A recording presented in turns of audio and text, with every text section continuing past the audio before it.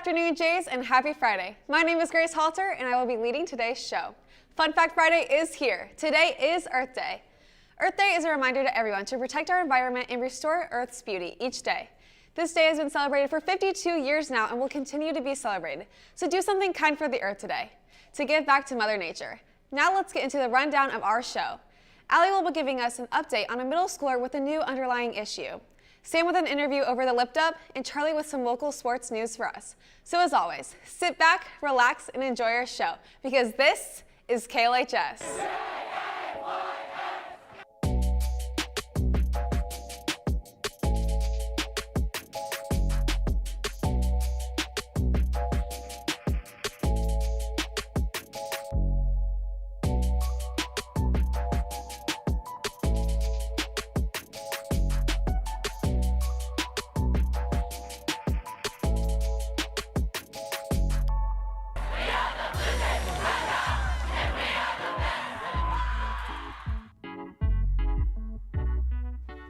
Allie will be educating us on a young middle schooler named Kendra, who has been struggling the last couple of months but hasn't seemed to understand or know why. Allie has a story. Take it from here. While I know I talk about stories happening all over the world, this story takes place just a few miles away from this very high school. My name is Allie Collier, delivering today's top story. An 8th grader attending South Valley Middle School found a cantaloupe-sized tumor after months of feeling tired. Kendra Littlejohn had been feeling sick and tired all the time, but complained very little due to it for her love to wrestle. Kendra states, quote, "I kind of like being tougher than a lot of the boys at my school," end quote. Kendra has been wrestling for years and claimed it to be her favorite thing in the world. But during one of those practices, her coaches had noticed she had taken way more breaks than usual and looked more exhausted than normal. Her coaches stated that they were concerned, but didn't think too much of it until a few weeks later when Kendra fell really ill. Coach Parks recalled, quote, "Then there was this one practice where it got really bad, kind of where she was shaking and her eyes were kind of doing this weird thing," end quote. Immediately, he ushered her to her parents and he urged them to take her to the doctor. After a few tests, it was found that Kendra had a cantaloupe-sized tumor. Kendra soon started chemotherapy treatment and then surgery. Soon after, Kendra started to get a good news. All of her pathology tests came back negative and no signs of a tumor either. Kendra has rested and recovered since, and her coaches and parents quote, "It's the breath of fresh air to see her back to her normal self." With that, I'm Allie Collier, signing off. Thank you, Allie. What a heartbreaking story, and Liberty is with you, Kendra, and thinking of you. Stay strong.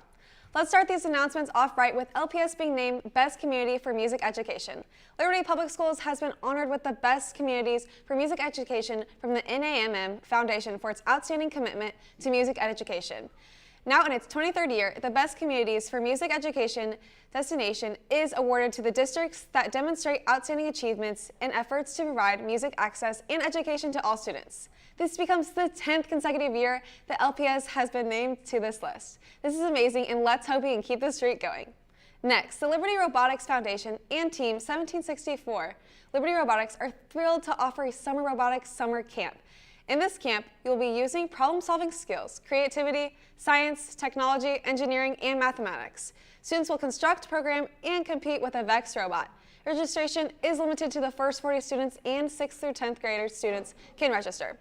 This will take place June 13th through the 17th, 9 a.m. to 3 p.m. at Liberty High School. For more information and to register, please contact Liberty Robotics at libertyroboticsfoundation.org. Speaking of summer, I've been hearing people talking about applying for jobs just in time for the summer. So if you're looking for a job, go to view the job postings page on the Real World Learning site. This page lists jobs opening in the area and is frequently updated with new opportunities. Some positions are open for students just as young as 14 years old. If you have questions, please contact your counselor and go apply and earn that paycheck.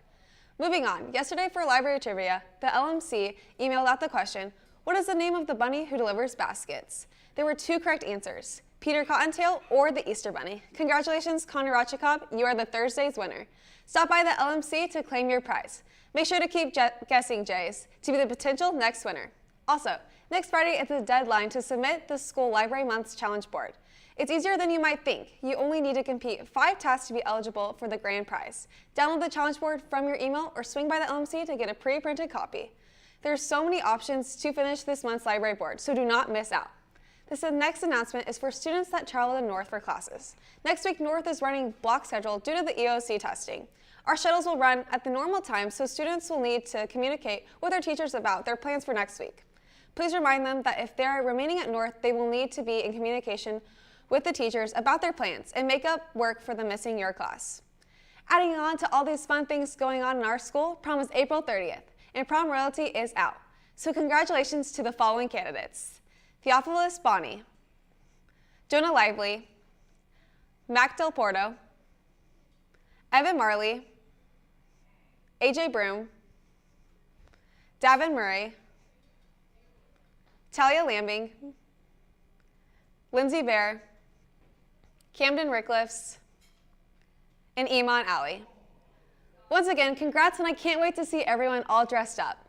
Lastly, Northland Law Enforcement wants to spread the word that there is a dangerous pill containing fentanyl that are causing overdoses among teens and young adults in the KC Northland. It's crucial to make sure that we spread the word and be aware of the misusing of prescription pills. Never take pills from anyone or anywhere that isn't prescribed to you by a doctor.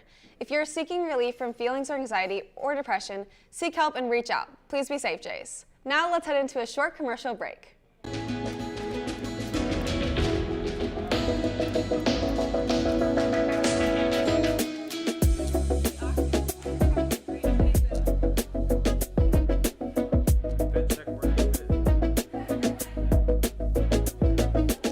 What's going on, Jay? Sam Bruson here reporting live on KLHS. Today I had the opportunity to meet with student leadership member Britta Faust and discuss a school-wide lip-up that happened a few days ago.